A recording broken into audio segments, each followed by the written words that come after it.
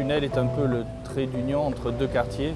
Le quartier de la Belle de Mai, dans lequel est implantée la friche, et on va dire, le quartier Longchamp, qui est déjà un peu plus proche du centre-ville, la porte d'entrée quasiment de la friche.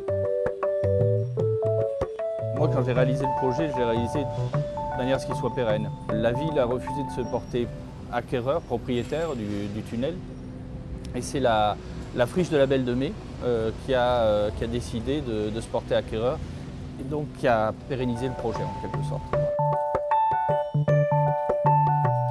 J'ai eu l'idée des panneaux parce que les panneaux s'inscrivent naturellement un peu dans l'espace urbain, sauf que moi j'ai densifié la présence des panneaux puisqu'il y en a entre 300 et 400 dans le tunnel. Mon idée initiale, sur laquelle j'ai argumenté le projet, c'est que les gens qui empruntent le tunnel puissent découvrir à chaque fois qu'ils y passent, même quotidiennement, à chaque fois qu'ils passent, une image nouvelle, quelque chose qu'ils n'ont pas vu ou qui relie deux images entre elles. Voilà. Moi, ce qui m'intéressait, c'était vraiment la polysémie, c'est-à-dire il n'y a pas un message, il n'y a pas quelque chose à décoder. Moi, ce qui m'intéressait, c'était plutôt le hasard, le choc des rencontres au niveau des images et de la déambulation. Au niveau plastique, j'avais établi une charte de forme où je reprenais pas mal de panneaux, le panneau rond, carré, rectangulaire, etc., qu'on trouve dans les panneaux de signalisation routière. Donc ceux-là, on les a achetés fournis bruts, et il y a juste une forme qu'on a fait faire, qui est la forme du blason.